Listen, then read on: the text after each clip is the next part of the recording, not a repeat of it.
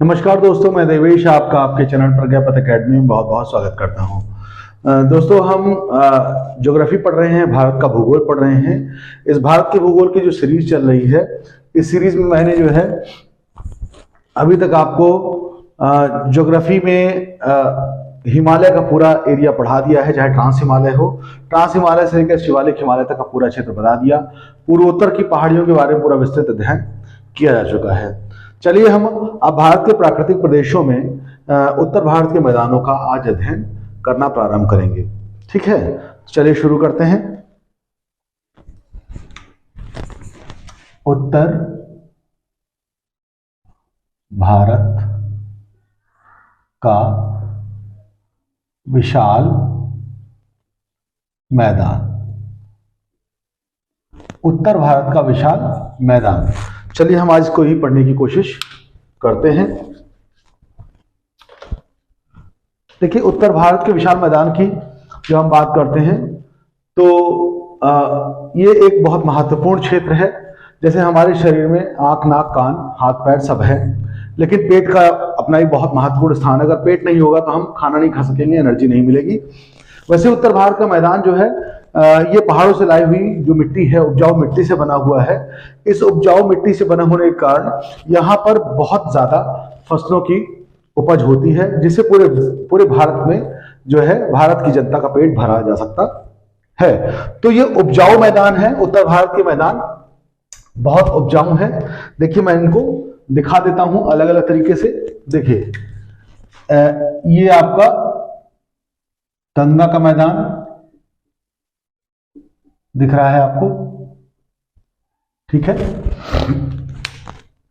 फिर आपका ब्रह्मपुत्र का मैदान ये है, ठीक है। और इसके अतिरिक्त आपका मैं मानता हूं ये है पंजाब का मैदान, और जो एक और मैदान है वो है राजस्थान का मैदान, ठीक है। मुख्य रूप से यही हमारे मैदानी एरिया, जितना आप ये देख रहे हैं, ये मैदानी एरिया जो पर्वतीय क्षेत्र है उसके ठीक दक्षिण में पाया जाता है और एक बड़ी चौड़ी पट्टी के रूप में रहता है, जिसमें बहुत ज्यादा उपजाऊ मिट्टी होती है। गंगा, यमुना, घाघरा, कोसी सभी नदियों से लाई गई मिट्टियां यहाँ पर होती हैं और उससे उपजाऊ मैदान तैयार होता है।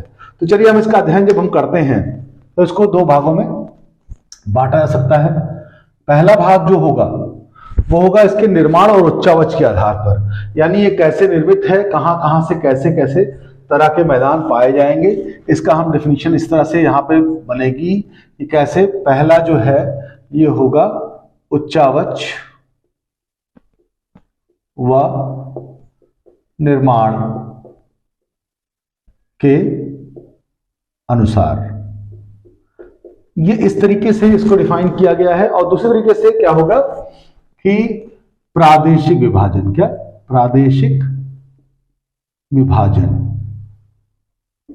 जो अभी मैंने आपको हल्का सा ओवरव्यू दिया वो प्रादेशिक विभाजन था, ये कि ये है राजस्थान का मैदान, ये है पंजाब का मैदान, ये है उत्तर भारत का मैदान, और ये है गंगा नदी का मैदान, गंगा यमुना का मैदान, और ये है ब्रह्मपुत्र का मैदान मुख्य रूप से। लेकिन अब उच्चावच के आधार पर और निर्माण के आधार पर कैसे समझेंगे वो भी मैं आपको बताना शुरू करता हूं। इसके अनुसार कौन कौन से हैं वो आप जान लीजिएगा कि कैसे कैसे हैं इसमें। इसके अनुसार हम मान लीजिए एक एक करके दिखा देते हैं। एक पहला नंबर जो होगा उच्चावच के आधार पर वो होगा भाबर। क्या होगा? भाबर। दूसरा जो होगा वो होगा तराई। तीसरा जो होगा वो क्या होगा? भाबर के बाद तराई, तराई के बाद जो है ये हो गया जलोढ़ मैदान। क्या? जलोढ़ मैदान। चलिए जलोढ़ ही केवल कहते हैं, ठीक है, क्योंकि तराई का भी मैदान ही है भाबर का। जलोढ़ मैदान हो गया। तीसरा जो हो गया आपका हो गया रेह। चौथा ये हो गया आपका रेह, और हाँ सही से बना है रेह। और पांचवा हो गया आपका, रेह के बाद हो गया आपका भूड़, और छठा हो गया डेल्टा। ठीक है, चलिए तो इसमें जो है इतने हिस्सों में इसको बांटा जा सकता है, यानी पहला भाबर, दूसरा तराई, तीसरा जलोढ़, चौथा रेह, पांचवा भूर, छठा डेल्टा। ठीक है, इतने भागों में इसको जनरली बांटा जा सकता है। यानी ये किस तरीके से, इनका निर्माण किस तरीके से है, यानी किस तरह से दिखते हैं, उसके आधार पर इसको बनाया जा सकता है। तो चलिए ठीक है, प्रादेशिक विभाजन भी हम इधर साइड में ही आपको प्रादेशिक विभाजन भी दिखा देते हैं। तो आपने ये जो अभी आपने देखा, ये उच्चावच और निर्माण के आधार पर देखा, और जो अभी हम बता रहे हैं ये मैदानों का प्रादेशिक विभाजन, जो कि यहां आपको दिख ही रहा है। ठीक है, ये है राजस्थान व हरियाणा का मैदान। एक तो आपने समझ लिया राजस्थान और हरियाणा का मैदान। दूसरा क्या आपने देखा, दूसरा है राजस्थान का मैदान, सॉरी राजस्थान, चलिए इसको मैं पहले लिख देता हूं। चलिए पंजाब और हरियाणा का मैदान, गलती से हो गया, पंजाब और हरियाणा का मैदान। दूसरा मान लिया हम, दूसरा इधर कर लेते हैं, तो ये हो गया राजस्थान का मैदान, राजस्थान का मैदान। तीसरा है क्या, तीसरा गंगा यमुना का मैदान, गंगा व यमुना का मैदान। और चौथा क्या हो गया, ब्रह्मपुत्र का मैदान का मैदान। चलिए इतना ही आपने इसमें समझना है। तो मोटे तौर पर हमने आपको दो तरह से विभाजन बताया, एक प्रादेशिक विभाजन हो गया, इसमें प्रदेशों के हिसाब से पंजाब और हरियाणा का मैदान ये लाल रंग से दिखाया, राजस्थान का मैदान नीले रंग से, गंगा यमुना का मैदान हरे रंग से, ब्रह्मपुत्र का मैदान उधर हरे रंग से कोने पे यहां पर दिखाया गया है।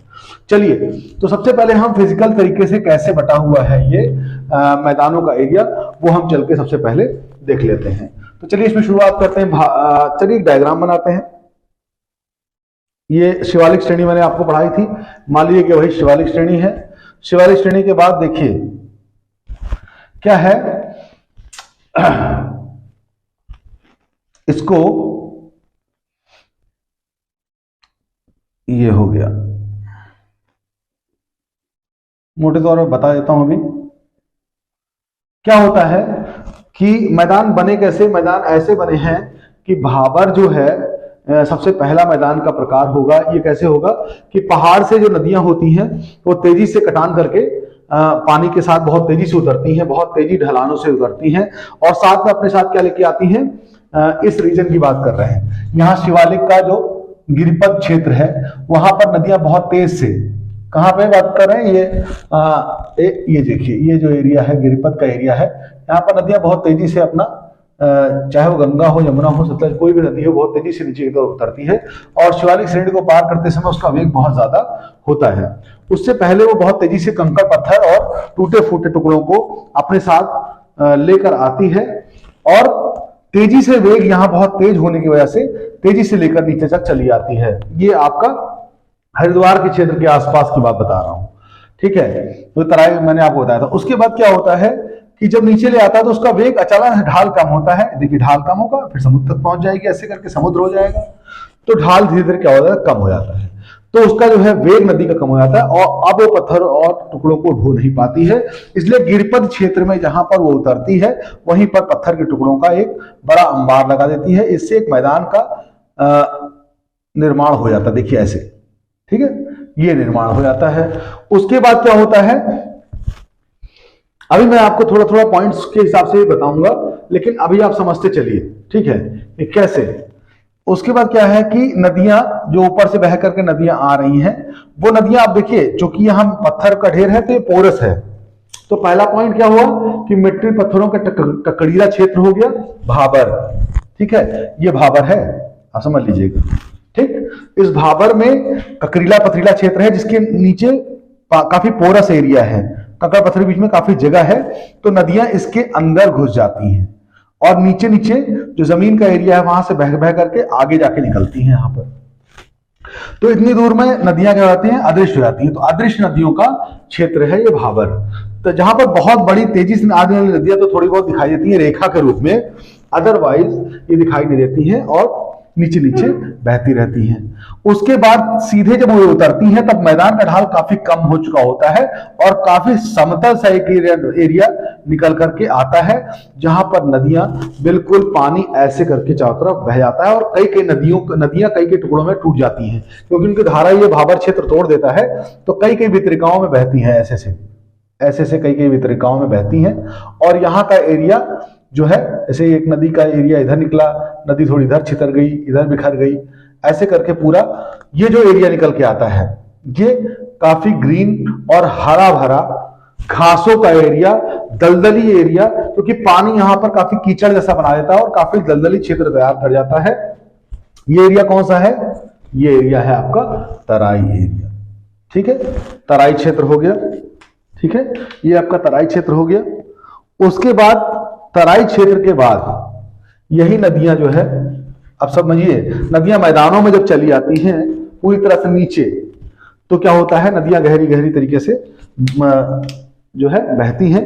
तो कुछ इस तरीके से नदी घाटियां ऐसी रहती हैं और थोड़ा आगे आते हैं, यहां पर नदी ऐसे करके बहती है गहरी बन करके।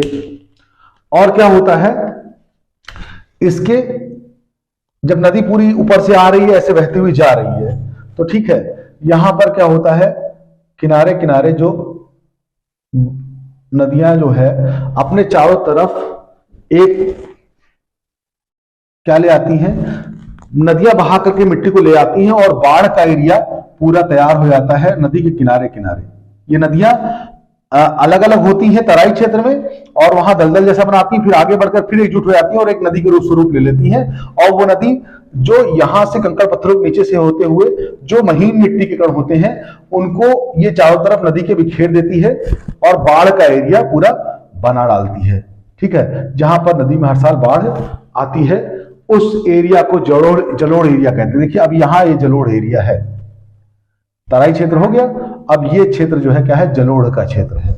ये कैसा क्षेत्र है, जलोढ़ का क्षेत्र है, जहां नदियां बहती हैं मैदानों में आकर के और उसमें क्या करती हैं, नदी अपने किनारे जो है अपनी लाई हुई मिट्टी से चारों तरफ नदी के किनारे किनारे करीब 2-3-4 किलोमीटर के एरिया में पूरा मिट्टी को बैठा देती है, जलोढ़ मैदान तैयार हो जाता है। ठीक है, और लेकिन उसके बाद नदी से थोड़ा दूरी पर पुरानी मिट्टी भी, ये पुरानी मिट्टी का क्षेत्र भी ये रहता है। ठीक है, तो जलोढ़ एरिया दो भागों में बटा हुआ है। जलोढ़ एरिया आप यहां पर दो भागों में बट जाएगा। कौन सा? एक होगा आपका, एक होगा बांगर और एक होगा खादर। बांगर मिट्टी और खादर मिट्टी, यानी नदी जहां पहले बाढ़ ले आती थी वो पुरानी जगह है जहां पर अब मिट्टी हर साल नहीं बैठती है। यानी पहले जब नदियां तेजी से बैठी आई नीचे को, तो उन्होंने एक बड़े एरिया में, यानी कि इतनी दूर दूर तक के एरिया में उन्होंने क्या कर दिया, मिट्टी को ला करके बैठा दिया दूर दूर तक के एरिया में। लेकिन क्या होता है, जब बीच में से पूरा बहने लगी अच्छे से, तो वो अब कुछ लिमिटेड एरिया में ही हर साल बाढ़ आती है या हर 1-2 साल बाद बाढ़ आती है और पुराना बाढ़ वाले एरिया में लाई गई मिट्टियों तक वो मिट्टी नहीं पहुंचती है, नई मिट्टी नहीं पहुंचती है, और ये क्या कहलाता है, खादर एरिया कहलाता है। ठीक, फिर अब मैं भूड़ बताता हूं। भूड़ क्या है, रेह क्या है। देखिए इसी जो खादर एरिया है, जो पुरानी मिट्टी है, पुरानी जलोढ़ मिट्टी है, इसको बोलते हैं एल्यूवियल। क्या बोलते हैं? एल्यूवियल। एल्यूवियल सॉइल आपने सुना होगा, एल्यूवियल सॉइल यानी जलोढ़ मृदा जिसको बोलते हैं एल्यूवियल सॉइल। ये एल्यूवियल सॉइल में पुरानी एल्यूवियल सॉइल जो पहले दूर दूर तक, बिल्कुल नदी जब पहली बार बिल्कुल तेजी से आई थी तो ज्यादा दूर तक के एरिया को उसने कवर कर लिया था और बाढ़ का मिट्टी वहां छोड़ दी थी। लेकिन उसके बाद जब वो एक बार सेट हो गई तो वो केवल आसपास के एरिया को ही बाढ़ के पानी से नहलाती है। तो वो नई वाली मिट्टी है जो खादर है। कौन सी नई मिट्टी है?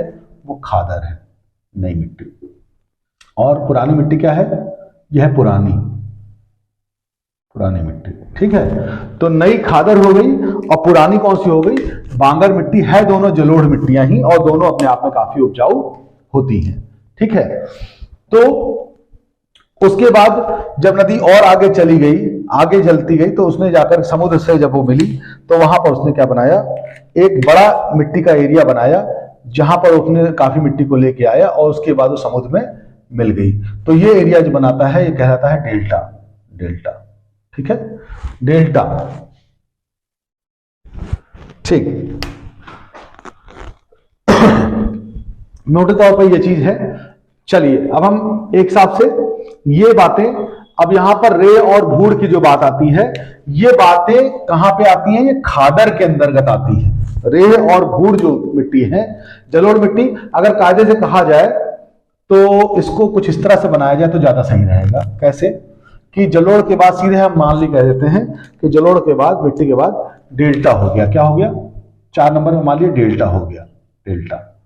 और जो जलोढ़ मृदा है उसको बांगर और खादर में बांट दिया, और बांगर के 2 हिस्से मान लीजिए, हमने मान लिए बांगर है मिट्टी के, एक हो गया रेह या कल्लर भी बोलते हैं, क्या बोलते हैं, रेह या कल्लर, और दूसरा हमने बना दिया भूड़।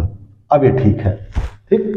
तो बांगर और खादर, तो खादर बिल्कुल नई जलोढ़ मृदा होगी और बांगर क्या होगी, रेह और कल्लर। अब इसमें रेह और कल्लर कैसे बताया जा सकता है, हम बता देते हैं इसमें रेह और कल्लर कैसे है।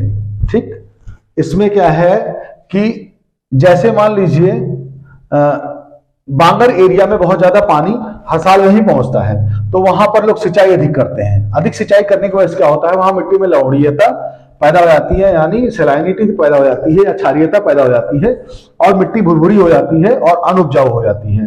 ऐसी मिट्टी, भुरभुरी मिट्टी जो होती है, जो कि बिल्कुल उपजाऊ नहीं होती है, ऐसी मिट्टियों को रेह या कल्लर कहते हैं।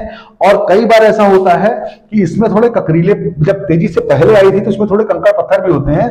जब ऊपरी मिट्टी कभी बरसात से या किसी वजह से अपर्दन द्वारा हट जाती है तो निचली मिट्टी दिखाई देने लगती है, इसको भूड़ कहते हैं। ठीक, तो यहां से अब हम चलिए क्रमानुसार बताना शुरू करते हैं। मोटे तौर पर ये एक ओवरव्यू था, अब हम आपको क्रमानुसार बताना शुरू करते हैं। ठीक है, चलिए तो भाबर के बारे में जाने। भाबर मैंने बताया ये हो गया, इसके नीचे क्या हुआ, इधर दिखा देते हैं। भाबर क्या है, ऐसे, इसके नीचे काफी सारे, हाँ यूं। चलिए ये भाबर क्षेत्र है। भाबर क्षेत्र में क्या है कि पहली बात तो पहला पॉइंट क्या हो गया कि ये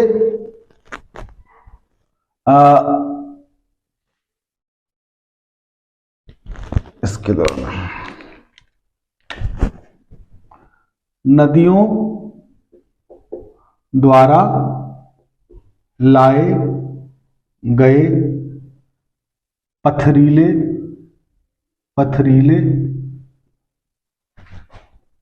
ककरीले अवक्षेप। ठीक है, यानी कहने के बाद नकली नदियां जो है अपने साथ कंकड़ पत्थर जो बहा के लाई, ठीक है, उनको जो है 2 नंबर पे क्या है, वहन गिरिपद, इसको फुटहिल कहते हैं, यानी पहाड़ का निचला एरिया। गिरिपद पर ढाल कम होने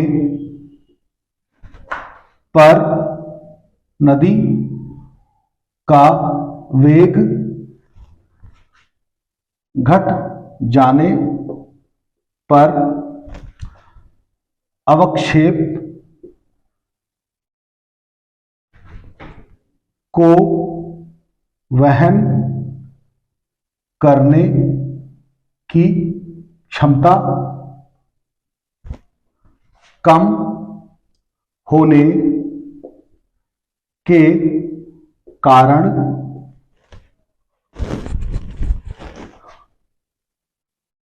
अवक्षेप ऑब्लिक पत्थर वहीं जम गए।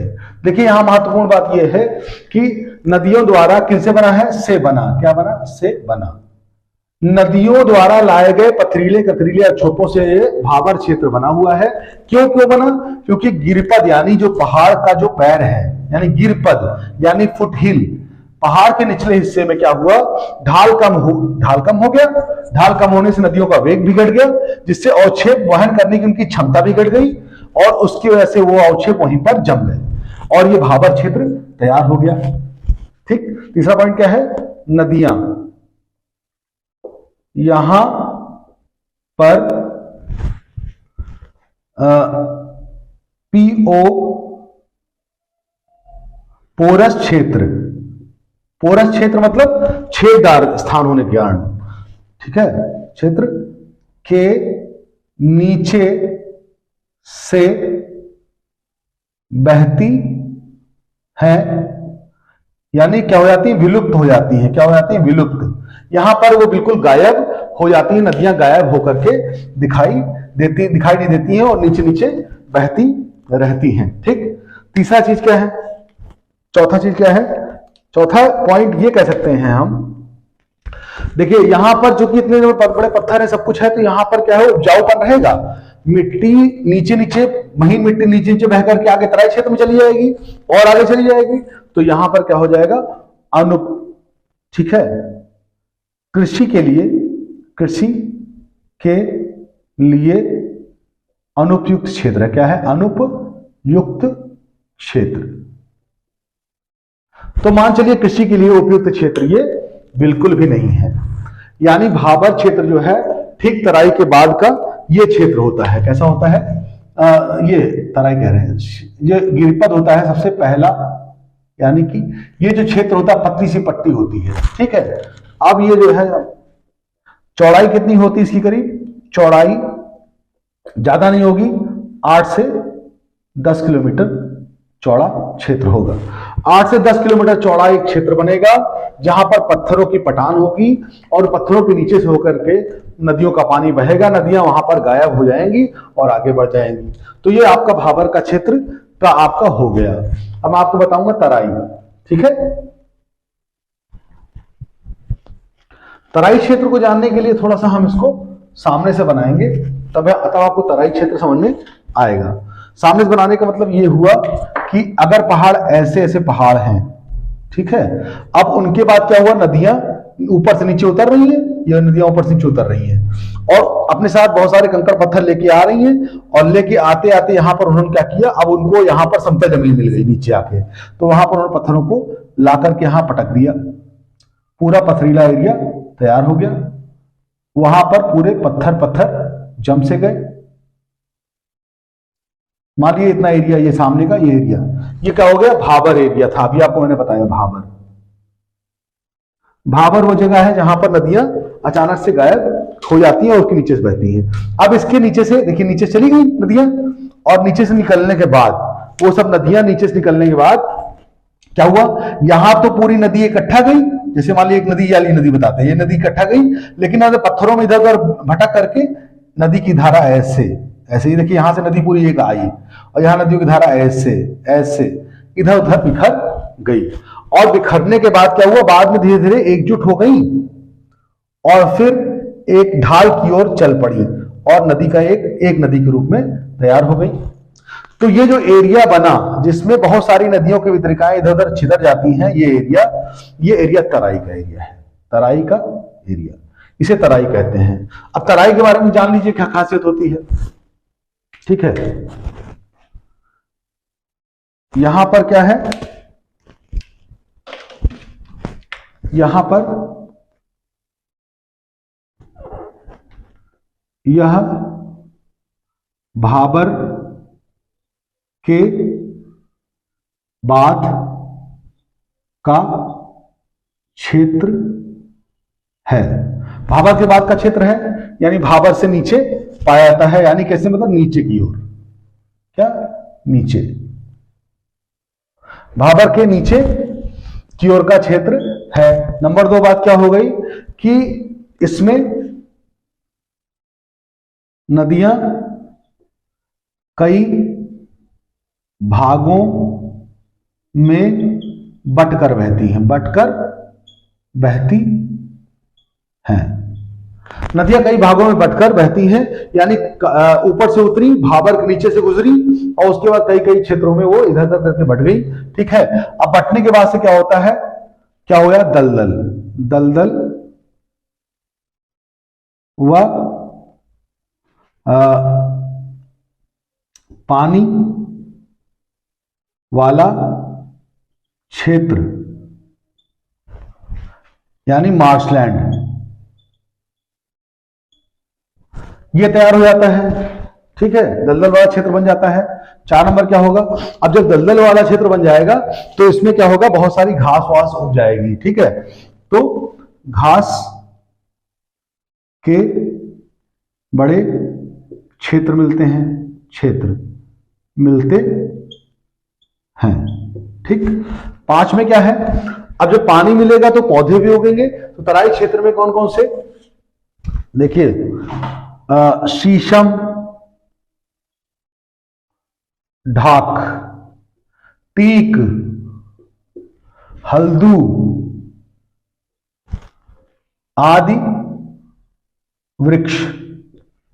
देखिए ये सब वृक्ष मिलेंगे, यानी तराई क्षेत्र पूरा तराई रहेगा और उसके अंदर शीशम, ढाक, टीक, हल्दू आदि के वृक्ष आपको मिलेंगे। 6 नंबर पे और क्या बातें हम समझ सकते हैं, इस तराई क्षेत्र में बहुत सी घासें हैं। तो यहां क्या है, देखिए अभी मैं भाबर पढ़ा रहा था तो भाबर मैंने आपको बताया था कि भाबर में क्या था, पूरा ककरीला क्षेत्र है, नदी नीचे से बह रही है, तो अगर सिंचाई भी करेंगे तो पानी नीचे चला जाएगा। तो यहां तो कृषि करना बड़ा मुश्किल काम है।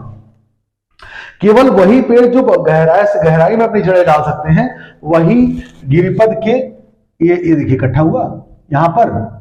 अब अगर यहां पर पौधा लगाएं, उसकी जड़ें नीचे तक अगर नीचे तक पहुंच गई तब तो जी सकता है, अदरवाइज नहीं। तो यानी यहां पर सिंचाई करना भी वो नहीं, और बहुत गहरी जड़ वाले पौधे भाबर में उग सकते हैं। लेकिन तराई क्या है, तराई समतल प्रदेश है, भाबर से नदियां उतरी और तराई में बिल्कुल फैल गई चारों तरफ, छहर गया पानी जिसको बोलते हैं, पानी चारों तरफ छहर गया। जब छहर गया तो उसमें क्या हुआ, घास उगाई और शीशम, टीक, ढाक और हल्दू आदि के वृक्ष उगाए। अब यहां पे क्या है, अगर यहां पर कृषि करना चाहे, देखिए चावल के लिए मैंने बताया था आपको, चावल कैसे उगेगा, अगर चावल उगाना चाहते हैं पानी चाहिए, तो यहां पर वो स्थितियां मौजूद हैं सीधे, तो चावल उगाया जा सकता है। लेकिन चूंकि घना वन है तो कैसे उगा सकते हैं, यहां पर घास ऑब्लिक वन हटा दे, हटाकर कृषि की जाती है। यानी इन क्षेत्रों को साफ कर दिया जाए जो घास वास एरिया है, तो कृषि की आती है। और कृषि में क्या होगा, पानी वाली चीजें, यहां पर क्या उग जाएगा, ठीक है, तो धान, गन्ना, ठीक है, धान और गन्ना 2 चीजें विशेष तौर पर यहां पर होती। और एक चीज और क्या हो सकती है, केला, धान, गन्ना, केला इसमें खूब उगता है। अब उसके बाद 8 नंबर पे क्या लिख सकते हैं, इसको गांजर क्षेत्र भी कहते हैं, गांजर क्षेत्र भी कहते हैं। वहां लोकल लैंग्वेज जो होगी उसमें गांजर भी इसको कहा जाता है। तो कुल मिलाकर के ये भाबर के बाद का क्षेत्र है। नदियां कई भागों में बंटकर बहती हैं, दलदल व पानी वाला क्षेत्र होता है। ठीक है, यहां पर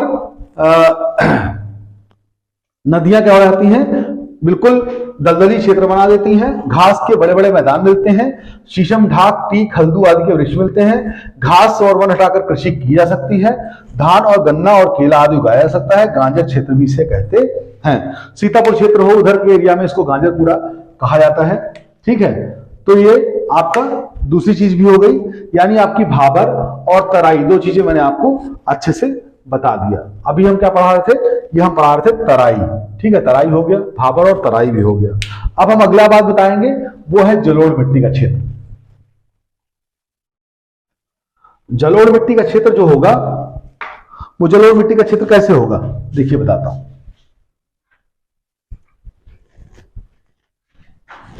मैंने आपको बताया था, कुछ इस तरीके से बताया था कि ये गिरिपद हो गया, उसके बाद ये आपका वो हो गया, भाबर एरिया हो गया, फिर वहां बाद नदियां निकली, तराई क्षेत्र में गई, थोड़ा आगे बढ़ करके यहां पर जब नदी मैदान में पहुंची, उसने नदियां पूरी काट के जमीन को पूरा जो है नदी बहने लगी। और उसके बाद इधर और उधर हरे वो क्षेत्र बने जहां पर खूब अच्छी कृषि उपजाऊ भूमि हो सकती है। क्यों? क्योंकि वहां पर नदियां अपने द्वारा लाई हुई मिट्टियां उड़ेल देती हैं, छोड़ देती हैं, महीन मिट्टियां छोड़ती हैं और बहुत उपजाऊ मिट्टियां छोड़ती हैं, तो ये आपका जलोढ़ क्षेत्र हो गया। और पुराने समय में जब बना हुआ क्षेत्र है वो आपका खादर, ये जो है आपका पुरानी जलोढ़ और नई जलोढ़ मिट्टी तैयार हो गई। चलिए सामने से देखिए इसको, तो ये आपका क्या है, पर्वत हो गया मान लीजिए। पर्वत के बाद क्या हुआ, नदियों ने आपका ये क्या बनाया, भाबर का एरिया बनाया, भाबर हो गया, क्या हो गया, ये भाबर हो गया। फिर उसके बाद आपका ये हो गया तराई का क्षेत्र, जहां पर कई नदियां बट के निकली, तो ये हो गया तराई। उसके बाद क्या हुआ कि जब ये नदियां आगे आई, बह करके आगे गई, तो उन नदियों के किनारे का जो पास का क्षेत्र है, ये देखिए, उन नदियों के किनारे का पास का क्षेत्र और दूर का क्षेत्र, यानी जब नदियां सबसे पहले आई, जब नदियां सबसे पहले शुरुआत में तेजी से वेग से आई, तो उन्होंने दूर दूर तक के एरिया में बाढ़ लाई।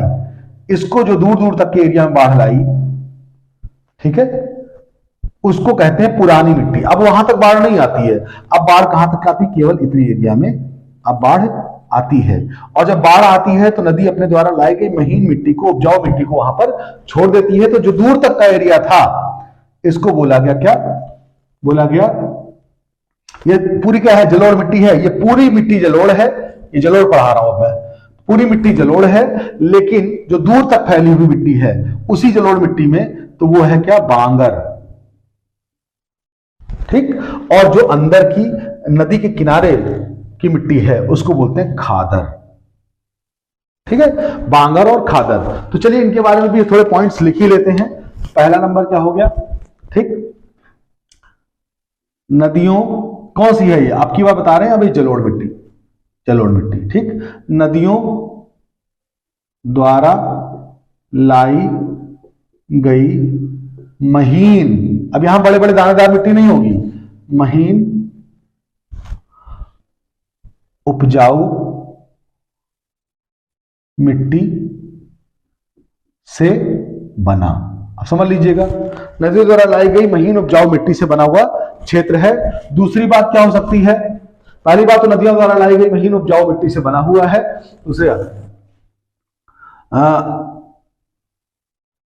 नदियां पुराने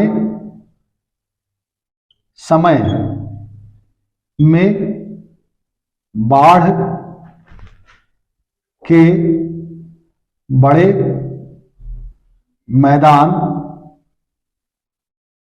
बना चुकी हैं, जो कि खादर कहलाए, ठीक है। यानी पुराने समय में जो पहले जहां तक बाढ़ आती थी उनको हम क्या कहेंगे, उन बाढ़ के मैदानों को हम क्या कहेंगे, खादर कहेंगे। और 3 नंबर पे क्या है, प्रतिवर्ष, प्रतिवर्ष बाढ़ के क्षेत्र में नई उपजाऊ मिट्टी का क्षेत्र, ये क्या कहलाएगा, जो प्रतिवर्ष जहां बाढ़ आती है, ये हो गया आपका, sorry sorry sorry sorry sorry, नदियां पुराने समय में जो बाढ़ के जो क्षेत्र बनाए उनको कहते हैं बांगर, मैंने अभी बताया था आपको, लेकिन लिखने में गलती हो गई, बांगर। और जो नए क्षेत्र में जहां हर साल बाढ़ आती है उसको बोलते हैं खादर, क्या बोलते हैं, खादर, ठीक है। तो यानी बांगर और खादर आपने समझ लिया। जब नदियां बहुत तेजी से वेग से आई और उन्होंने बड़े क्षेत्र में जमाव किया मिट्टियों का शुरुआती समय में, तो वो नदियां, वो क्षेत्र जो है बांगर कहलाए, जो कि अब पुरानी उपजाऊ मिट्टी अभी भी है, लेकिन उसके पोषक तत्व तो थोड़े कम हो गए हैं, तो वो उतनी उपजाऊ नहीं है, इसे बांगर मिट्टी कहते हैं। लेकिन प्रतिवर्ष जो बाढ़ आती है वो नदियों कुछ किनारों को पाट को वो कर देती है, 2-1 किलोमीटर में, उस क्षेत्र को कहते हैं खादर, ठीक है, बांगर और खादर, ठीक। चलो ये क्या है, बहुत उपजाऊ है, क्या है, बहुत उपजाऊ क्षेत्र है, बहुत उपजाऊ क्षेत्र है। और 5 नंबर में क्या कह सकते हैं, इनमें क्या क्या उगता है, इनमें गेहूं, धान, मक्का, सरसों, ठीक, सभी कुछ यानी कि इत्यादि, इनमें सभी चीजें पाई जाती हैं, इनमें सब चीज अच्छे से उगाई जा सकती है। तो ये इसका मुख्य भाग हो गया। अब हमने आपको जलोढ़ मिट्टी के बारे में भी बता दिया। थोड़ा सा बातें हम और करना चाहेंगे जलोढ़ मिट्टी के बारे में। जो मैंने इतना आपको बता दिया है तो थोड़ी सी बातें और कर लेंगे। जलोढ़ मिट्टी के बारे में मैंने आपको बताया था क्या, जलोढ़ मिट्टी के दो भाग बताए थे हमने, एक बताया बांगर और एक बताया खादर। दोनों के बारे में हमने आपको बता दिया। अब जो बांगर का एरिया है उसमें दो चीजें पाई जाती हैं, एक पाया जाता है रेह, एक पाया जाता है रेह या इसको कल्लर भी बोलते हैं, कल्लर, और दूसरा चीज होता है रेह या कल्लर, और दूसरा चीज पाया जाता है इसमें भूड़।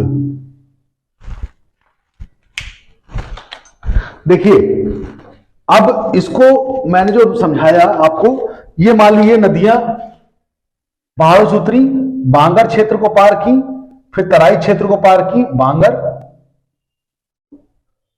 बांगर कह रहे हैं, ठीक है, भाबर, ये भाबर को पार किया इन्होंने, तराई भी निकल गया।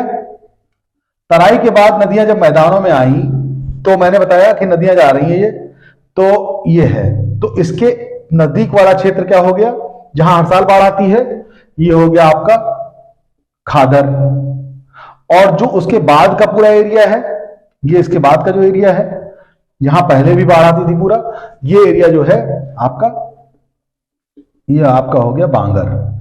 तो अंदर वाला हो गया क्या, बांगर और खादर, अंदर वाला हो गया खादर और बाहर वाला हो गया बांगर, ठीक है। तो अब ये जो खादर एरिया है इसके बारे में हम, इसी में ये जो रेह और कलर है इसका संरचना होती है कैसे। मान लीजिए ये मिट्टी है आपकी बांगर वाली, समझेंगे बात को। अब इसमें ये है आपकी नदी, बीच में बह रही नदी, इसके बाद आपका ये आपकी नई वाली हो गई, और इसके बाद ये जो एरिया हुआ ये पुरानी मिट्टी का हुआ, ठीक। तो बताया था मैंने आपको कि ये क्या हो गया, ये खादर है, खादर, और ये क्या है, बांगर।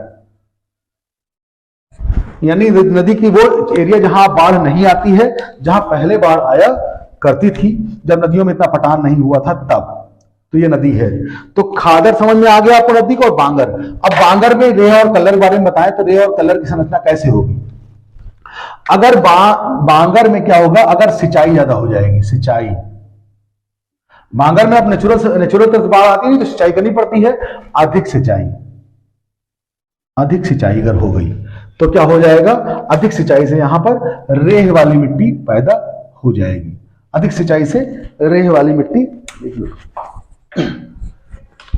अधिक सिंचाई से रेह वाली मिट्टी रेह बन जाएगी, जो कि अम्लीय मिट्टी होगी, और जिसमें क्या होगा, भुरभुरी मिट्टी होगी। और रेह मिट्टी को गांव में से जहां पर ज्यादा सिंचाई हो जाती है वहां पर मिट्टी कुछ भुरभुरी सी होकर के और लवणी मिट्टी निकल आती है, वहां पर यानी कि सलाइन मिट्टी हो जाती है, वहां पर उपजाऊपन उसका खत्म हो जाता है। वो इतनी वैसी होती है अगर आप उसको हाथ में ज्यादातर लगा ले तो आपको हाथ को काट सकती है। उसमें कुछ एसिडिक और बेसिक प्रॉपर्टीज भी पाई जाती हैं। तो वो जो मिट्टी होती है उस मिट्टी को लोग गांव में कई बार कपड़ा धोने तक के लिए इस्तेमाल करने लग जाते हैं। तो अधिक सिंचाई की वजह से कैसी मिट्टी बन जाती है, ये रेह वाली मिट्टी अधिक सिंचाई की वजह से तैयार हो जाती है, ठीक है। और दूसरी चीज क्या है कि जो बांगर मिट्टी है जो शुरुआत में लाएगी, इसमें कुछ कंकड़ीले पथरीले पार्ट्स भी पाए जाते थे। तो जब अगर इन मिट्टियों का बहुत ज्यादा अपरदन हो जाता है, ऊपरी परत निकल जाती है, तो नीचे की ककरीली मिट्टी नजर आने लगती है, तो उससे क्या कहते हैं, उसे बोलते हैं भूड़, भूड़ कहते हैं, ठीक। तो इसको यानी 2 पॉइंट्स में लिख लिया जाए तो पहला पॉइंट क्या हो जाएगा, ठीक, कि जो है कौन सी, बांगर मिट्टी की अधिक सिंचाई की अधिक सिंचाई करने पर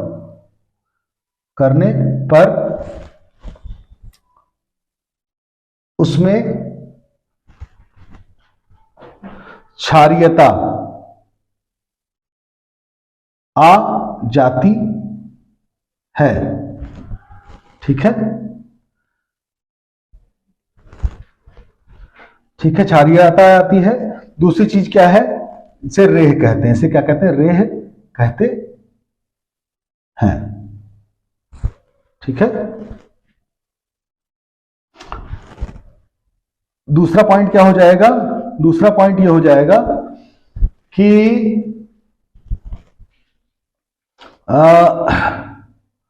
दूसरा इसमें है तो ये इसे रे कहेंगे। और दूसरा, हाँ, दूसरा पॉइंट इसके लिए, भूड़ के लिए, भूड़ के लिए क्या है, पुरानी खादर, पुरानी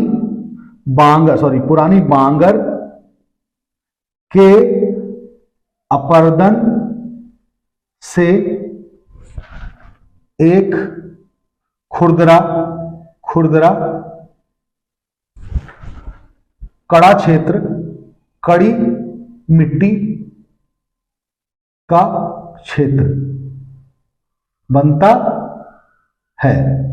यानी क्या है, पुरानी मिट्टी के अपर्दन से खुरदरा कड़ी मिट्टी का क्षेत्र बनता है, जिसे भूड़ कहते हैं। भूड़ कहते हैं, तो इसे भूड़ कहते हैं।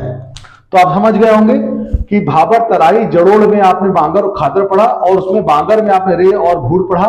ठीक है, ये चीज आपने पढ़ ली। अब एक चीज में आपको इसमें और बताना है मुझको, वो है डेल्टा। डेल्टा भी आप जल्दी से पढ़ लीजिए, क्लास थोड़ी लंबी हो जाती है, इसलिए थोड़ा जल्दी पढ़ाना पड़ता है, क्योंकि एक एक पॉइंट को अलग अलग करके पढ़ाना संभव नहीं है, इसलिए पूरा क्लास एक साथ करनी पड़ती है। ठीक है, तो उच्चावच के आधार पर मैंने आपको बताया भाबर, तराई, जलोढ़ और डेल्टा, 4 भागों में इसको बांटा गया है। जलोढ़ को 2 भागों में बांगर और खादर में बांटा गया है। खादर नवीन मिट्टी है, बांगर पुरानी मिट्टी है। बांगर के 2 भाग हो गए, एक अपर्दन के कारण भूड़ बन जाता है, और एक अधिक सिंचाई के कारण उसमें अम्लीयता या क्षारीयता आती है, उसकी वजह से वो मिट्टी भी उपजाऊ नहीं रह जाती है। ठीक है, अब हम बताएंगे डेल्टा के बारे में। डेल्टा में क्या है कि जैसे पर्वत है, पर्वत के आगे मैंने बताया ये आपका हो गया, ये आपका पहला हो गया भाबर क्षेत्र हो गया, ये क्या हो गया, भाबर। फिर उसके बाद दूसरा क्या हो गया, तराई क्षेत्र हो गया, तराई, जहां नदियां निकल के आती हैं। भाबर में नदियां गायब हो जाती है, तराई फिर से दिखती हैं। उसके बाद नदी तलहटी बन गई। इसके इधर वाला एरिया क्या हो गया, ये हो गया खादर, खादर। और उधर वाला, और उसके बाद का एरिया जो हो गया, ये पुरानी मिट्टी जो है नीचे इसके इधर तरफ, ये हो गई बांगर, ये हो गई बांगर। और उसके बाद जब ये समुद्र में पहुंचा पानी, तो ये हो गया आपका, यहां पर नदियों ने, जहां समुद्र है, ये समुद्र समझिएगा, समुद्र है, वहां पर नदियां काफी सारी मिट्टी ला करके इकट्ठा कर देती है। यानी कि ऐसे समझिए कि अगर ये सागर है और ये नदी आ रही है, तो अपने साथ लाई हुई मिट्टी को एक बड़े क्षेत्र में फैला देती है। एक त्रिकोणाकार क्षेत्र, जहां पर समुद्र में जो है नदी मिलती है, वहां समुद्र, अगर ये है समुद्र और ये है क्या, नदी, तो नदी अपने द्वारा लाई गई मिट्टियों को बिल्कुल समुद्र के पास आकर के एक तिकोना क्षेत्र बनाती है, जिसको हम डेल्टा कहते हैं। चलिए एक पॉइंट इसका लिख लेते हैं, डेल्टा पढ़ा रहे हैं। ठीक है, अब यहां पे क्या है कि जब नदियां समुद्र से मिलती हैं तो अपने द्वारा लाई गई मिट्टी का कहें, उपजाऊ मिट्टी कहेंगे, इसको भी उपजाऊ कहेंगे। क्या कहेंगे भाई, उपजाऊ मिट्टी को, इसको बोलते हैं, नदी जहां समुद्र से मिलती है इसको बोलते हैं मुहाना। क्या बोलते हैं, मुहाना। मुहाना को मुहाने पर जमा कर देती है। क्या, मुहाने पर जमा कर देती हैं। अब क्या है न जमा कर देती है। एक बात, दूसरी बात क्या है, इससे उपजाऊ मिट्टी का त्रिकोणीय या ट्रायंगुलर क्षेत्र, त्रिकोणीय उपजाऊ क्षेत्र बनता है। यही डेल्टा है। क्या है? डेल्टा है। अब होता क्या है कि जब नदी आती है और मिट्टी इकट्ठा करती रहती है, मिट्टी जमा करती रहती है, तो नदियां इसको काट काट कर किधर जाती है, तो यहां कई कई नदियां कई कई वितरिकाओं में मिल करके तब जाकर समुद्र से मिलती हैं। ठीक है, यहां पर 3 नंबर, नदियां छोटी छोटी वितरिकाएं बनाती हैं, वितरिकाएं बनाती हैं, नदियां छोटी छोटी वितरिकाएं बनाती हैं। वितरिकाएं मतलब ऐसे तब जाकर समुद्र से मिलती हैं। ठीक है, ये क्या है? ये है उपजाऊ। क्या? उपजाऊ, क्योंकि नदी कैसी जलोढ़ मिट्टी टाइप की आ रही है यहां पे, तो उपजाऊ क्योंकि रास्ते में इकट्ठा है, यहां समुद्र से मिलकर इकट्ठा हो रही, और यहां पे पानी आता रहता है, तो उपजाऊ मिट्टी, नदियां अपनी उपजाऊ मिट्टी लेके आती हैं। उपजाऊ मिट्टी इसमें होती है। नंबर, ये 4 नंबर पे हो गया, उपजाऊ मिट्टी होती है। जैसे कि एग्जांपल के तौर पे सुंदरबन। क्या? सुंदरबन डेल्टा। ये जो गंगा नदी है, गंगा यमुना नदी जब जाती है यहां पर, गंगा नदी बैठती है, तो यहां पर क्या उपजाऊ डेल्टा तैयार करती है। अब उसके बाद इसमें क्या है कि कुछ जगहें ऊंची होती हैं और कुछ जगहें नीची होती हैं। जैसे नदियां जहां से बह रही हैं वो निचला एरिया है, जहां पानी भरा हुआ है यहां पे। आप समझिए कैसे, जैसे इस जगह को बताते हैं, जहां नदियां वितरिकाएं आएंगी तो वो जगह तो नीची होगी, और बीच में पाट होंगे, इसमें लोग रह भी रहे होंगे, तो डेल्टा के बीच में लोग रहते हैं जहां पाट पर वो हो सकता है। और जहां नदियां गहरा स्थान बनाती हैं, जहां से बह रही है वितरिकाएं, वो गहरा होता है। तो जो उथला ऊपर का स्थान होता है उसको बोलते हैं बील, और इसको बोलते हैं चार और बील। तो ये डेल्टा क्या बनाते हैं? डेल्टा के ऊपरी सूखे स्थान ये क्या होंगे? बील। क्या होंगे? बील। और निचले क्या होंगे? पानी से भरे स्थान, इसको बोलते हैं चार। तो बस डेल्टा के बारे में इतना बहुत है कि जब नदियां समुद्र से मिलती है तो अपने द्वारा लाई गई उपजाऊ मिट्टी को मुहाने पर जमा कर देती है। सही बात है। इससे उपजाऊ मिट्टी का त्रिकोणीय उपजाऊ क्षेत्र बनता है। बिल्कुल बनता है। नदियां छोटी छोटी वितरिकाएं बना लेती है, तो इस पाटे हुए क्षेत्र को खुद ही काटती रहती हैं और समुद्र से मिलने के लिए तो वितरिकाएं बनाती हैं। उपजाऊ मिट्टी यहाँ पर इकट्ठा होती है, इससे सुंदर वन जैसा डेल्टा और तमाम डेल्टे हैं बन जाते हैं। डेल्टा के ऊपरी, डेल्टा में जो ऊपरी सूखा स्थान जहां लोग रह सकते हैं, रुक सकते हैं, वो स्थान बील कहलाती है, और जो गहरे पानी के क्षेत्र हैं उन्हें चार कहा जाता है। तो थोड़ा समय लगा, लेकिन इन सब चीजों को मैंने एक्सप्लेन किया है आपको। भाबर मैंने बताया वो जहां कंकड़ पत्थर इकट्ठे होते हैं, शुरू में ही गिरपत क्षेत्र होता है। दूसरा तराई क्षेत्र वो क्षेत्र होता है जहां पर नीचे, यहाँ पर नदियां गायब हो जाती हैं, नदियां बाद में निकलती हैं तराई क्षेत्र में, वहां पर चारों तरफ वितरिकाओं में फैल जाती हैं। बाद में वितरिकाएं इकट्ठी होकर के आगे फिर से नदी तैयार हो जाती है।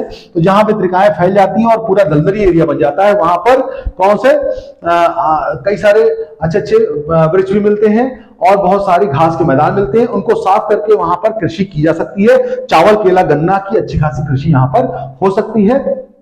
ठीक है। और हल्दू जैसे इंपॉर्टेंट वृक्ष भी यहां पर मिलते हैं। उसके तराई जैसे हम पार करते हैं नदी का डेल्टा, नदियां आगे विकराल रूप में जब आगे गई शुरुआत में, तो उन्होंने बहुत दूर दूर तक अपनी जो उसके नीचे महीन मिट्टियां होती थी उनको फैला दिया था। इसकी वजह से बांगर क्षेत्र तैयार हुआ था। लेकिन अब नदियां केवल अपने आसपास के क्षेत्र को ही बाढ़ से सिंचित कर पाती हैं, और उपजाऊ मिट्टी का नया उपजाऊ मिट्टी का क्षेत्र जो तैयार होता है उसे खादर कहते हैं। जब नदियां और आगे गई, डेल्टा बना, तो जब नदियां समुद्र से मिली तो उपजाऊ मिट्टी जमा किया, वहां पर त्रिकोणीय क्षेत्र पैदा हुआ, वितरिकाएं पैदा हुई। जो गहरे क्षेत्र हैं उनको चार और उठते क्षेत्रों को बील कहते हैं। नदियां वितरिकाएं बनाती हैं। इस तरह से हमारा पूरा ये फिलहाल अभी पूरा हो गया है। यानी आपने उच्चावच निर्माण के आधार पर आपने विशाल मैदानों को पढ़ लिया है। विशाल मैदानों का निर्माण में क्या क्या चीजें आती, भावर, तराई, खादर, बांगर, रेह, कल्लर, भूण, ये सब पढ़ लिया है। डेल्टा भी पढ़ लिया है। अब हम आगे चलेंगे, अगली बार इसका पूरा प्रादेशिक विभाजन बताएंगे। तब तक के लिए बहुत बहुत धन्यवाद, बहुत बहुत शुक्रिया।